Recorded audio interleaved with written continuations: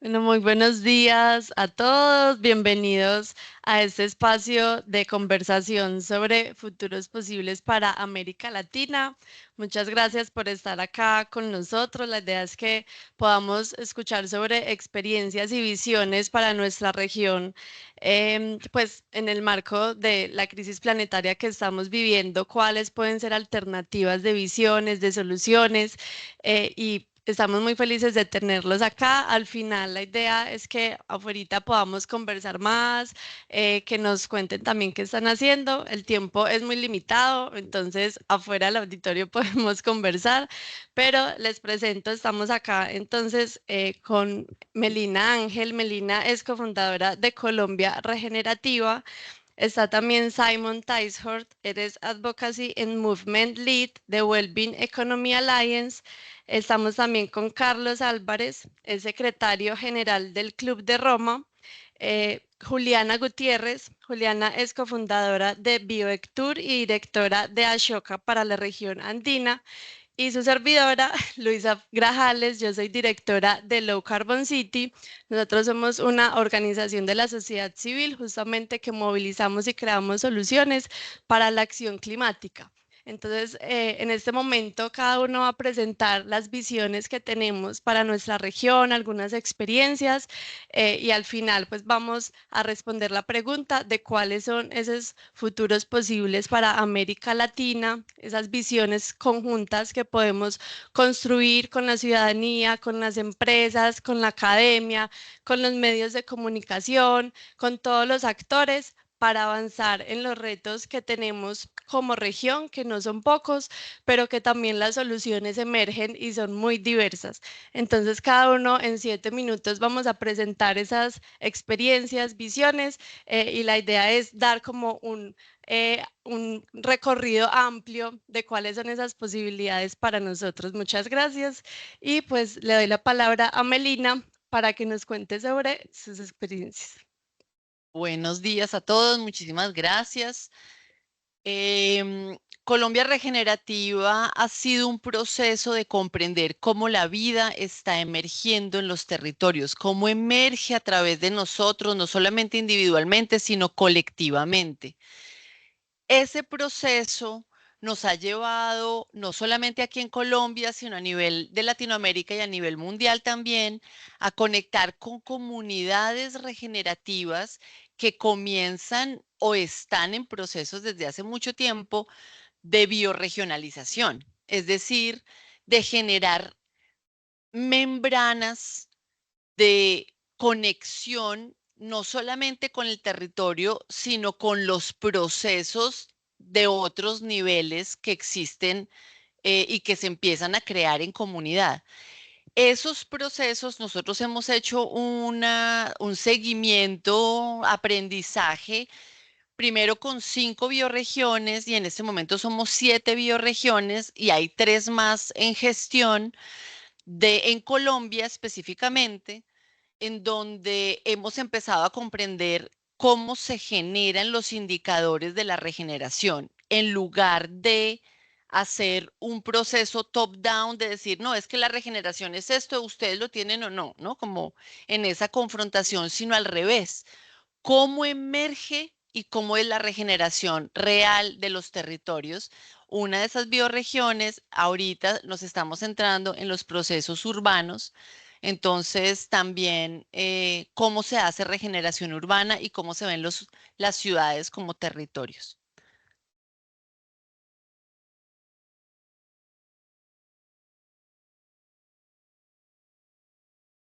¿Nos Ah, puedes bueno, contar qué es la bioregión y listo. cómo están planteando Entonces esta les visión? traje este pendón de ejemplo porque cuando hay procesos territoriales, normalmente pues son personas que empiezan a asociarse o que empiezan a tener acciones, en fin. Pero cuando se ve cuáles son los límites de los territorios, este es como el croquis que la misma comunidad ha hecho de su territorio, entonces dice, del filo para acá, del río para acá, los que son de allá son, no tenemos mucho contacto, ¿cierto? O sea, se crea una membrana de pertenencia que es una unidad biogeográfica definida socioculturalmente. Este es el río Agua Clara que está aquí en Palmira. Al lado del río Agua Clara está el río Bolo, que también tienen otros procesos, y hay varios procesos, aunque sean, entonces la bioregión no es como ni un municipio, ni las grandes regiones como se llaman, ¿no? Sino que es lo que la gente cree que tiene pertenencia. Aquí estamos viendo la cantidad de mujeres, de niños, de adultos, o sea, como estamos como sacando información, ¿sí?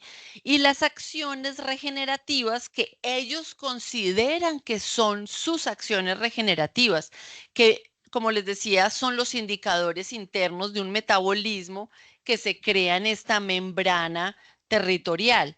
Ellos, por ejemplo, hacen turismo de naturaleza, hacen un festival de aves y comunidad, un mercado montañero, la restauración ecológica, capacitación por partes del SENA y programas de reciclaje. Y esto, ¿cierto? La comunidad se ha organizado alrededor de acciones de este tipo, pero que son catalizadores para poder llevar mucho más fuertemente a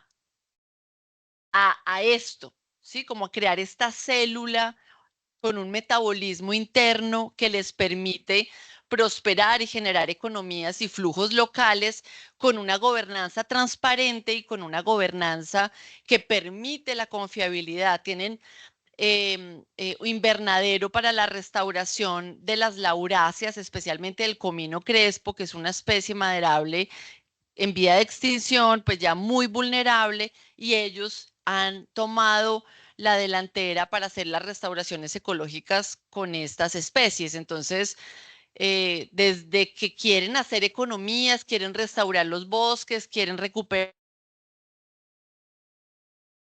Entonces, estos son todos los procesos territoriales, pero ya enmarcados en una bioregión como un contenedor que les genera pertenencia y los impulsa a seguir adelante y a unirse aún más.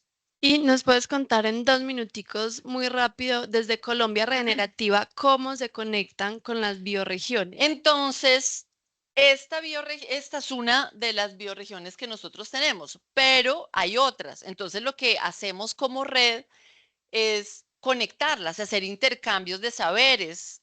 Unas son, por ejemplo, ellos tienen mucho más experiencia en restauración de bosques y en conservación y turismo de naturaleza. Hay otros que están más en un turismo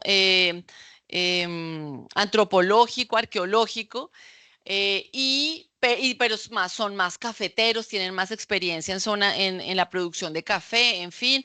Hay otras que tienen mucha experiencia en manejar los intercambios con las entidades municipales. Entonces, todos esos conocimientos han estado intercambiándolos entre ellos y lo que se genera es un conocimiento y una asesoría mutua, ¿cierto?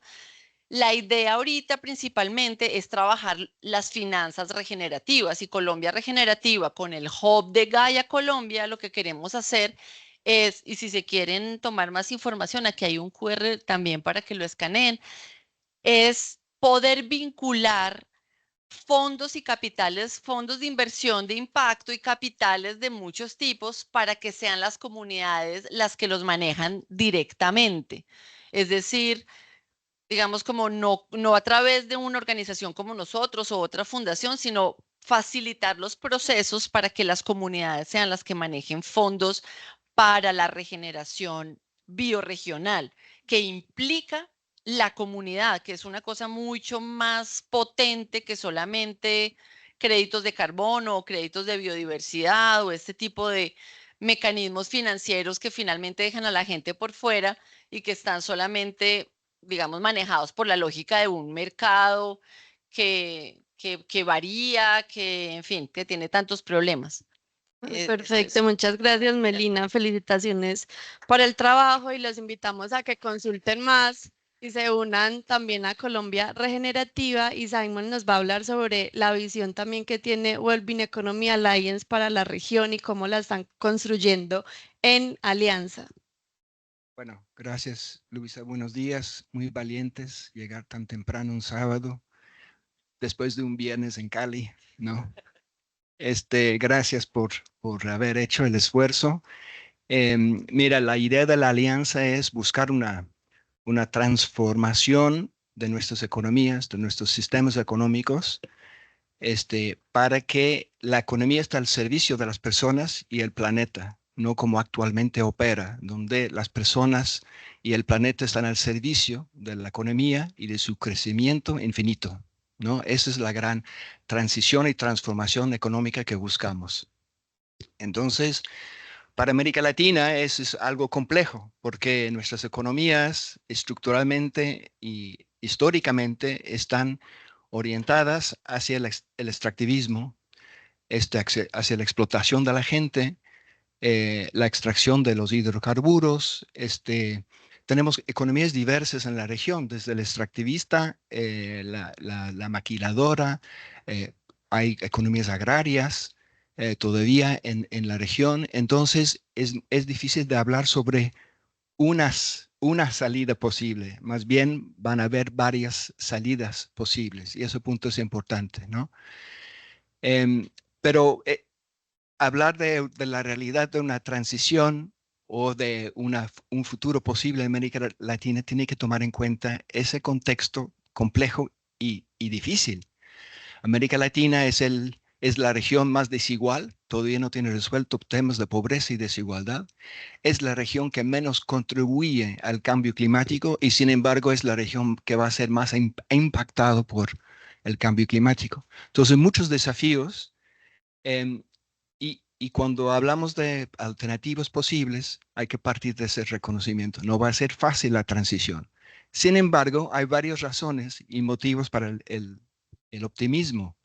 Entre ellos es pues lo que está pasando acá en la COP, ¿no? Las experiencias múltiples de bioregiones, de ciudades sustentables, de esfuerzos de agroecología y economía solidaria que se están presentando y evidencia que las alternativas están en todas partes y nos rodean. No es un tema tan difícil, pero hay que visibilizar, conocer, visibilizar y además ampliar las conexiones, como ha planteado Melina, ¿no? Las conexiones entre bioregiones, pues esas conexiones tenemos que hacer también a nivel regional con relación a las alternativas que se están construyendo. Entonces, las oportunidades. Bueno, primero creo que las grandes economías de la región, eh, las más importantes, que podemos decir México, Colombia, Brasil, tal vez Chile, tienen gobiernos progresistas, entre comillas, progresistas, porque siempre hay un espectro digamos, que puede ser subjetivo esto, buscando abordar los temas de la desigualdad y la sostenibilidad con distintos grados de éxito. Em, la COP para mí me ha sorprendido mucho la energía, la presencia de la gente de la COP. Me dicen que aquí llegaron 4 veces más personas que en COPs previas, ¿no? Y ese es un indicador del despertar que se está dando en la región, ¿no? Y aquí en Colombia. Entonces hay que consolidar y capitalizar ese despertar. Em, entonces, Colombia, también con un liderazgo en el tema de la transición fuera dejando atrás los combustibles fósiles. En Brasil también lidera el G20 este año, traspasa el liderazgo del G20 a Sudáfrica, entonces tenemos desde Indonesia, India, Brasil y ahora Sudáfrica el próximo año, el liderazgo de países del sur global para posicionar temas. Y entre la COP de Colombia y la COP del clima en Brasil al final del 2025. Hay una ventana, una oportunidad de ver muchas de las conexiones para influir en esas discusiones, para influir en un cambio en la narrativa sobre la economía, para influir en cambios en políticas y prácticas, pero también para tejer un movimiento articulado entre experiencias que se están dando para empujar esa transición en, en la región. Entonces, bueno, querían hablar de experiencias también.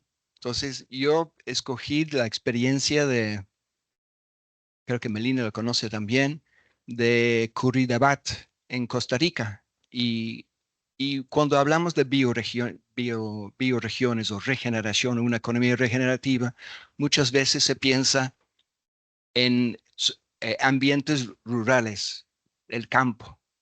Y sin embargo, América Latina en un 80% es urbano y va a seguir ese proceso de urbanización. Entonces, es muy importante visualizar transiciones urbanas, ¿no? Entonces, Curridabat es un buen ejemplo, es un municipio dentro del área metropolitana de San José, de Costa Rica, 70,000 habitantes.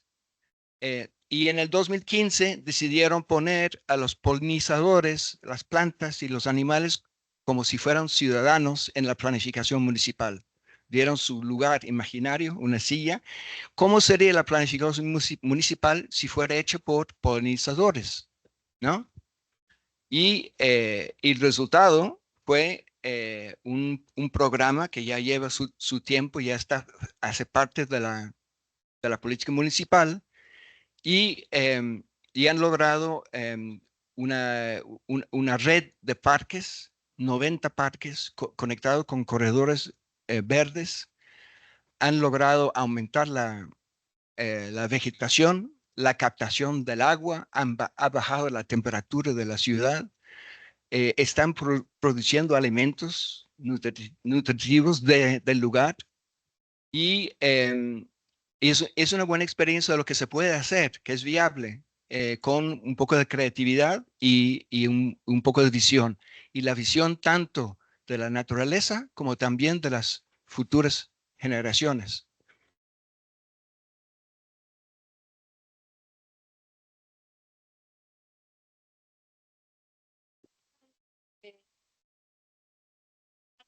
El Club de Roma nos va a contar desde esta gran organización qué visiones plantean y cómo se están construyendo también en alianza con otros sectores. Bueno, muchas gracias. Primero, es un placer y un honor estar aquí, haber sido invitado. Y quiero aclarar que yo no voy a decir qué otros futuros hay para América Latina. Eso lo tenéis que hacer vosotros. El Club de Roma es una organización internacional. Soy su secretario general, soy español, lo cual me da un cierto vínculo con América Latina, pero un vínculo también muy cargado de historia, como bien sabéis. Entonces no vengo aquí a decir lo que tenéis que hacer. Vengo por un lado, a escuchar y a sugerir algunas pistas. Y la primera pista es que nadie en el mundo tiene la solución a la ecuación de nuestra reconciliación entre humanos y con la naturaleza. En el Club de Roma usamos la expresión de un futuro de bienestar humano para todos en un planeta saludable.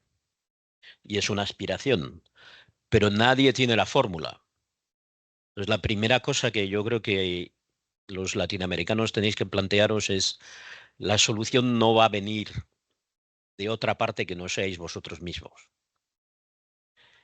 Ya sé que hay, y aquí tenéis la COP en acción, y mucho de esto es el resultado de un ámbito que es el ámbito multilateral, el de las Naciones Unidas, todas las agencias, etcétera, y las convenciones, incluida la Convención de Biodiversidad. Pero, y hay los Objetivos de Desarrollo Sostenible, el Acuerdo de París, todo esto, muy bien. Pero este proceso no puede ser de arriba abajo, y en eso coincido completamente. Y por cierto, ya es hora de que dejemos de hablar, estoy empezando a decir en los lugares públicos, dejemos de hablar de top-down y bottom-up, porque la gente y el planeta en esos esquemas están abajo, es el bottom, y además en inglés tiene una connotación todavía peor, ¿no? Entonces, la gente tiene, y el planeta tienen que estar arriba, y todo lo demás tiene que estar al servicio de la gente y de la naturaleza, ¿no? Y, y no hay, cuando digo no hay una solución, es que si uno mira el mapa de la huella ecológica versus índice de desarrollo humano, cómo se sitúan los países en ese mapa, pues los países, entre comillas, desarrollados, Kate Raworth, la autora de Donut Economic, dice, no hay países desarrollados, porque los que llamamos desarrollados no son sostenibles. Tenemos huellas ecológicas absolutamente disparadas, somos insostenibles y vivimos a base de un extractivismo y en realidad de matar el futuro de todos, de quemar el futuro de todos. Índice de desarrollo muy alto, pero completamente insostenibles. Luego hay un amplio rango de países que tienen huellas ecológicas bajas, pero que tienen índice de desarrollo humano. Una cosa interesante para América Latina es que los países que están más cerca, y yo sé que esto no resuelve todo, y en particular la cuestión de la desigualdad es esencial, los países que están más cerca de un equilibrio en esos términos muy simplistas de índice de desarrollo humano y huella ecológica son países de América Latina y algunos del sudeste asiático. Y esto da que pensar, porque a lo mejor quiero decir, coincido completamente en que las vías a ese desarrollo sostenible, a ese desarrollo equitativo, de bienestar para todos en un planeta saludable, van a ser completamente diferentes en cada contexto, porque, entre otras cosas, la lección que tenemos que aprender es que tenemos que reconectarnos con los contextos y con los ecosistemas, no solo naturales, sino culturales e históricos. Entonces, mi provocación hacia vosotros, no tengo recetas, tenemos algunas actividades aquí en América Latina, tenemos el capítulo argentino del Club de Roma que está muy activo, que estuvo hace poco por aquí mi colega Gonzalo del Castillo. Tenemos algunas preguntas, propuestas que podéis utilizar, pero mi provocación hacia vosotros es, tenéis que definir en base a vuestras propias riquezas. Y cuando digo riquezas, no estoy hablando de capital financiero, sino que estoy hablando de riquezas humanas, culturales. La diversidad de América Latina es obviamente extraordinaria, pero no solo en términos biológicos, en términos culturales, en términos de poblaciones, de culturas originarias todavía vivas. Ese es el fermento de donde tienen que salir vuestras propuestas de futuros distintos. América Latina ha sufrido durante mucho tiempo, como muchos otros sitios, procesos de desposesión, ¿no? Y de colonización, pero el peor de todos es la desposesión de la imaginación y de lo que uno está autorizado a pensar sobre qué es el bienestar, cuáles son las claves de una buena vida, ¿no? Porque al final se trata de eso, de reinventar qué significa, y lo estáis haciendo en América Latina con el buen vivir y otras muchas cosas, ¿no? ¿Qué significa una buena vida? Y tenéis todos los elementos para hacerlo. Así que adelante, esa sería mi provocación y mi propuesta. Gracias. Muchas gracias, Carlos. Una visión muy interesante y necesaria recordar esa riqueza que tenemos. Y Juli también nos va a compartir también desde Bioectur cómo plantean estas visiones. Bueno, buenos días. Yo les quiero contar una historia. Imagínense que hace unos 3 años estaba en un evento como este con otros amigos de distintas partes de Latinoamérica y después de una provocadora conversación donde nos invitaban a pensar en el futuro de la región, nos sentamos a pensar y bueno, ¿cuál va a ser el futuro para Latinoamérica? Y esa pregunta tuvo que estar mediada por reconocer cuál es el presente. Entonces, como somos todos muy ñoños, muy nerds, como dicen algunas personas, nos pusimos en la tarea de entender cuáles son las narrativas con las que se narra Latinoamérica en el mundo. Y con ayuda por ahí un poquito de inteligencia artificial, mapeamos películas, novelas, cuentos, periódicos, libros, en fin, como una cantidad de medios audiovisuales y de la literatura para encontrar cuáles eran las 10 palabras más comunes en Latinoamérica. Y adivinen qué encontramos. corrupción, violencia, narcotráfico, secuestro. Ninguna de las 10 palabras era positiva. Entonces hicimos la reflexión con esta historia, qué nos vamos a narrar y qué queremos narrar para Latinoamérica futuro.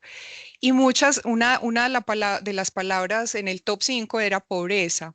Entonces, esa conciencia de desigualdad también que nos mencionaban ahorita, versus esa posibilidad de plantearse nuevas narrativas, nos hizo empezar a investigar cuál es la riqueza de América Latina. Pues nos negamos a esa historia que nos están contando hace tantos años. Y en esa historia entonces encontramos que América Latina posee, por ejemplo, el 30% del agua dulce del mundo, el 80% de la biomasa del mundo, el 40% de la biodiversidad global, el 80% de las especies terrestres de agua dulce. Y si sigo nombrando, les puedo contar muchas más historias de riqueza. Entonces, bueno, y Carlos lo mencionaba también ahorita, el 10% de nuestra población en América Latina es población indígena, y eso detrás tiene toda la magnitud de importancia por la riqueza de los conocimientos que hoy necesitamos para la crisis, a hacerle frente a la crisis ecológica. Entonces, bueno, toda esta historia para contarles que llegamos a una conclusión de que bueno empezar a promover nuevas narrativas de riqueza y bienestar para la región basadas en la biodiversidad, que nos permitan soñar algo que hemos denominado biofuturos, que para nosotros biofuturos es la posibilidad de plantearnos desde ya unos futuros de bienestar basados en la biodiversidad para América Latina, pero donde sea posible también plantearnos preguntas nuevas. Por ejemplo, cómo gobernar o cómo vivir en ciudades multiespecie, como con el ejemplo que nos planteaba Simon, donde se gobierne y se creen políticas para la vida en todas sus formas, no solo para los seres humanos.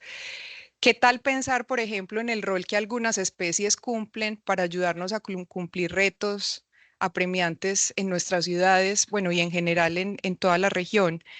Y les cuento, por ejemplo, que en este momento, junto con unos investigadores peruanos, estamos haciendo unos prototipos de ciudades bioluminiscentes, entendiendo el poder de los hongos bioluminiscentes para la iluminación de las ciudades. Nos estamos atreviendo a hacer preguntas distintas y desde esas preguntas también atreviéndonos a pensar cuál sería ese bienestar para la región si de una vez por todas entendemos que no somos pobres, que somos ricos y que esa riqueza le está prestando servicios ecosistémicos a todo el planeta para la regulación del clima y de muchas más connotaciones. Bueno, yo quiero como simplemente dejarles algunas ideas de lo que estamos trabajando en Biovectur, y hablo de Biovectur como una comunidad de personas así como ustedes que quieren apostarle a esta visión y en la que son bienvenidos. Em, lo primero que estamos haciendo es visibilizar esa riqueza de la biodiversidad que tenemos. Lo segundo es promover unas nuevas narrativas de relacionamiento con la naturaleza, no solo en América Latina, sino también afuera, para que sea reconocida esa visión de riqueza. Estamos intentando un cambio de paradigma en esa forma en que concebimos la riqueza y el bienestar. Y bueno, y finalmente esto se materializa en espacios de conversación, de encuentro, de soñar, de hacernos la pregunta, ¿qué tal si hiciéramos esto en las ciudades? ¿Qué tal si pasara esto? Entonces, por ahora esto es como una fase, o estamos en estos 3 años como en una fase de construcción de comunidad y también de posibilidades para generar pensamiento también desde Latinoamérica, pero que eso se está materializando, digamos, como con esos embajadores que hay en cada país activando comunidades para no solo quedarse, no solo partir de estos nuevos paradigmas, sino también materializarlos en los territorios.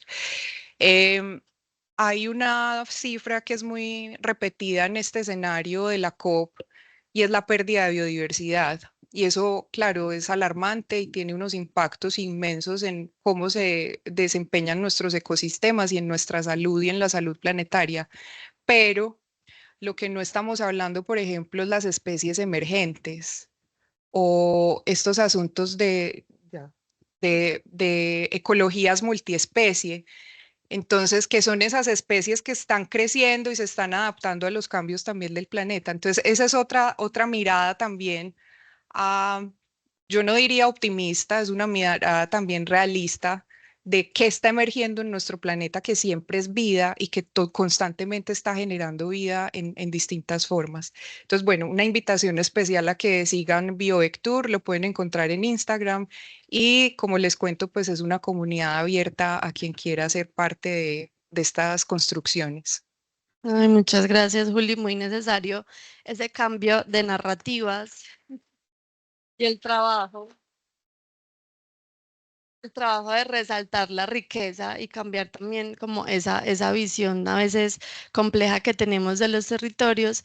Y les quiero contar también desde Low Carbon City que venimos haciendo. Nosotros, como les contaba, creamos soluciones colectivas porque creemos en el poder de las alianzas y tenemos al ciudadano como nuestro principal aliado para movilizar los cambios, las transformaciones. Y lo que queremos lograr también es una América Latina más resiliente, adaptada al cambio climático, justamente para que los impactos que estamos viviendo y que se vienen en camino no aumenten esas brechas sociales de desigualdad, sino que podamos construir territorios pues con alimentos, con vivienda digna, con servicios como el agua, el alcantarillado y que nos permitan vivir en bienestar. Esa es la misión que tenemos ahorita y nosotros lo que pues también vemos el contexto de América Latina con algunas cifras importantes y es que, por ejemplo, el 88% de los eventos extremos en América Latina están relacionados con el clima, con eventos climáticos, hidrometeorológicos y esto nos pone pues en un estado de vulnerabilidad alta al que todavía nos falta mucho por prepararnos. Además, el 48% de las capitales de nuestra región tienen un riesgo muy alto también de estar expuestas a estos impactos y que en los próximos 30 años, al 2050, 17 millones de personas aproximadamente van a migrar debido a los impactos en los medios de vida de las personas, la falta de agua en algunas regiones, la baja de la producción de alimentos, la pérdida también del suelo, de la productividad de las regiones. Y esto lo que nos hace es que en las grandes ciudades, en las grandes urbes, pues tenemos que también proyectarnos y organizarnos para recibir a una población que está buscando también vivir dignamente, pero también tenemos algo muy potente y son las soluciones basadas en la naturaleza que pueden representar el 30% de la mitigación de los gases de efecto invernadero según algunos académicos, pero también son un gran potencial para la adaptación, que es lo que queremos generar en la región. Y las soluciones basadas en la naturaleza son, pues como su nombre lo dice, la naturaleza es la que tiene la respuesta. Si le damos espacio para recuperarse, para volver a restaurar sus ecosistemas, la vida, ella misma nos entrega el agua, el alimento, la vivienda, y esto es en lo que queremos también llevar a las comunidades y que desde las organizaciones, los grupos de ciudadanos, podamos también aprender a implementarlas, pues para que tengamos ciudades resilientes. Entonces, tiene un rol muy importante los enfoques basados en ecosistemas, por ejemplo, para la gestión del riesgo de desastres. Por ejemplo, un suelo que está regenerado tiene hasta 10 veces más potencial de absorber agua cuando caen épocas de lluvia, pues cierto, para evitar las inundaciones, pero también en época de sequía logra retenerla mucho más tiempo. ¿Pero qué implica eso? Un suelo vivo, con microorganismos, y son cosas que no nos han enseñado, pero a veces nos hacen creer que las únicas soluciones son infraestructura gris, cemento por todas partes, y tenemos que volver a escuchar a la naturaleza. La biomímesis es uno también de esos principios que tenemos que volver a ellos.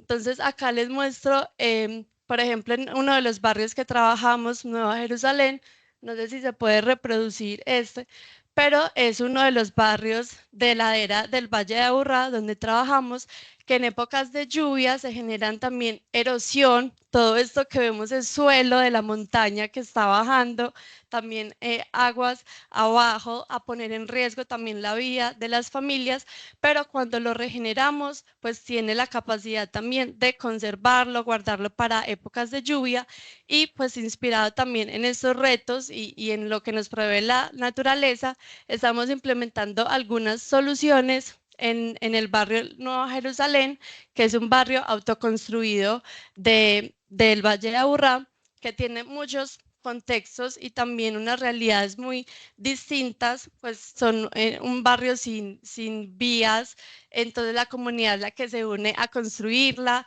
También hay unos retos de seguridad alimentaria grandes, porque precisamente la población es migrante de todas las regiones de Colombia, sea por el conflicto armado o incluso ahora también por lo que les contaba, la pérdida de medios de vida en otras regiones del país. La ciudad el área metropolitana recibe a estas personas y lo que estamos haciendo allí es construir soluciones, por ejemplo, de compostaje. Entonces le enseñamos a los niños cómo generar abono a partir del comedor comunitario que tienen en la región. También activamos una huerta para que ellos sepan cómo producir parte de su alimento. Sabemos que eso no va a resolver todas las necesidades que tiene el territorio, pero por lo menos ellos ya saben cómo funciona una semilla, cómo pueden generar cebolla, cómo pueden generar tomates para su propio consumo y conectarlos nuevamente con la naturaleza. Hacemos también sistemas de recolección de aguas lluvias, tenemos unos filtros de potabilización, de más bien purificación de aguas, también para dignificar la vida de estas comunidades que en los barrios autoconstruidos no tienen acceso a un agua segura y todo esto nos lo provee la naturaleza. Por ejemplo, los filtros están hechos de un filtro cerámico que mata los microorganismos. Entonces acá estamos también generando dignidad para las comunidades y también haciendo frente a estos impactos para evitar que las brechas sociales se aumenten más por los impactos del cambio climático. Y vemos en América Latina la potencialidad de muchos ciudadanos y ciudadanas implementando soluciones costo-efectivas para tener unas ciudades mucho más resilientes a los impactos climáticos. Entonces queremos que sigan investigando sobre las soluciones basadas en la naturaleza, las lleven a sus territorios porque tenemos que ser nosotros los que las mantengamos, estemos pendientes de ellas junto con las instituciones y eso nos permite seguir disfrutando de unos servicios críticos como el agua, el alimento, el aire limpio y son soluciones que ya están, esto no es nada nuevo. Entonces, los invitamos también a seguir sumando sus voces a diferentes ejercicios ciudadanos que estamos haciendo para recoger cuáles son esas soluciones que desde la ciudadanía y las organizaciones estamos mapeando sobre futuros posibles para América Latina. Y los invito también a seguir a las instituciones que tenemos acá presentes y que nos tomemos ahorita afuera, no sé, un cafecito, seguir conversando sobre estos temas y poder conectar para multiplicar todas estas soluciones. Muchas gracias a nuestros panelistas. Tenemos 5 minutos. Entonces tenemos tiempo para una pregunta del público y nos dicen también si la quieren dirigir a alguien específicamente. ¿Alguien tiene una pregunta que se lance?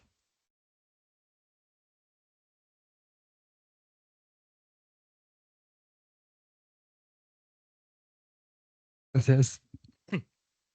Hola, buenos días. Yo me llamo Lucas, soy brasileño, pero soy investigador y vivo acá en Colombia. Y no tengo una pregunta específica para nadie, pero creo que tal vez para cerrar este debate, me gustaría preguntarles a ustedes que están trabajando desde el territorio y junto con las poblaciones, porque me interesó mucho el habla diciendo que es importante cambiar la manera de ver el desarrollo y comprender el desarrollo desde el territorio de Latinoamérica con los retos de las poblaciones y del territorio de Latinoamérica. Así que estamos hablando acerca de soluciones basadas en la naturaleza, otras maneras de desarrollo que no son solamente el desarrollo del capital, pero todavía tenemos un status quo, un mantenimiento de este sistema donde vivimos, donde existen países que explotan el territorio y los recursos naturales de Latinoamérica. Así que me gustaría saber desde ustedes que trabajan con el territorio y con las poblaciones, ¿cómo podemos tal vez desarrollar nuevas maneras de cambiar la perspectiva de qué es desarrollo para que se pueda desarrollar soluciones sí basadas en la naturaleza que provienen de nuestros ancestrales, de nuestros pueblos indígenas latinoamericanos que ya estaban aquí en este territorio antes que fuera descubierto? Es decir, ¿cómo que podemos cambiar la mentalidad del desarrollo para que sí sea un desarrollo de resiliencia? Muchas gracias. Muchas gracias por tu pregunta y quiero decir que es fundamental darnos cuenta que el valor no solamente está afuera, sino que nosotros como seres de la biosfera, parte de la biosfera, también estamos informados de toda esa abundancia y somos emanadores de esa abundancia. La definición de desarrollo desde la perspectiva capitalista pues nos rodea, ¿cierto? Pero cuando los ecosistemas se están restaurando, generan espacios alrededor, ¿no? Tú plantas allá en este barrio un arbolito y tratas de cuidar alrededor y ahí empieza a generarse la vida. Y el llamado es hacer esos arbolitos y encontrar que no solamente el valor está afuera, sino que el valor está dentro. O sea, lo que nos están quitando ahorita ni siquiera nos están colonizando por la extracción externa, nos están quitando la creatividad. La inteligencia artificial es una outsourcing, se llama en inglés, ¿no? Como sacar la fuente de la inteligencia, ¿sí? Y en este momento quitarnos las capas de colonización en América Latina es casi que evidente a causa de nuestra cercanía con las poblaciones ancestrales y también porque, digamos, tenemos solamente 500 años de capas de colonización. Europa tiene 2000 años, ¿no? El Medio Oriente tiene 10.000, es decir, en los procesos en que nosotros estamos en contacto con la naturaleza es un valor inmenso. Entonces, cuando nosotros vamos a profundizar en eso, claro, lo primero que nos encontramos yendo hacia adentro es la capita de dolor, ¿no? Nuestros traumas personales, que en realidad son colectivos también. Todos tenemos procesos dolorosos internos, pero es la primera capa. Lo que pasa es que no queremos entrar porque duele, ¿sí? Pero hay que sacar la valentía y la fuerza para enfrentar ese dolor y encontrarnos adentro, porque es de ahí de donde va a emanar la fuente real de creatividad, la fuente real de conexión con los demás. Porque la economía está basada en la acumulación, por el estrés también. Cuando tú no tienes conectividad con los demás, la única seguridad que tienes en tu vida es tener plata en el banco, ¿sí? Y esa convicción, eso es una creencia. Entonces, ¿qué tal si tenemos una comunidad? ¿Qué pasaría con nuestras sensaciones de estrés? Con nuestra idea de que la acumulación es lo que nos va a permitir una cierta seguridad en la vejez, una cierta seguridad para pagar el mes próximo o para el día de hoy, ¿cierto? Y hay es una revolución de conciencia lo que está pasando en este momento. Y yo creo que todos estamos en ese proceso, porque es el proceso evolutivo de la Tierra. El planeta, que somos nosotros como biosfera, nos está permitiendo y nos está informando cómo va a ser ese futuro, ¿sí? Y el futuro para Latinoamérica, para el mundo, tiene cara de que nos vamos a sentir bien. Entonces, en las bioregiones lo que hemos trabajado y lo que hemos descubierto es que hay 4 indicadores de regeneración: belleza, salud, vitalidad e integridad. Nada de cuántas toneladas de carbono, nada de que si entonces hay 5, 10 o 15 especies de X o Y. No, es una profunda conexión con el bienestar humano.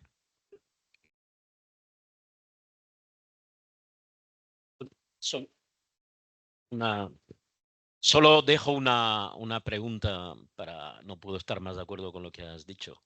¿Qué pasa si América Latina es, en lugar de estar en la retaguardia, es la vanguardia de la humanidad en este proceso? Darle la vuelta a todo lo que oís todo el tiempo. Claro. Maravilloso, los invitamos acá afuera que sigamos conversando porque debemos entregar el espacio, pero muchas gracias en serio por venir, por estar con estas conversaciones y sigamos la conversación. Muchas gracias.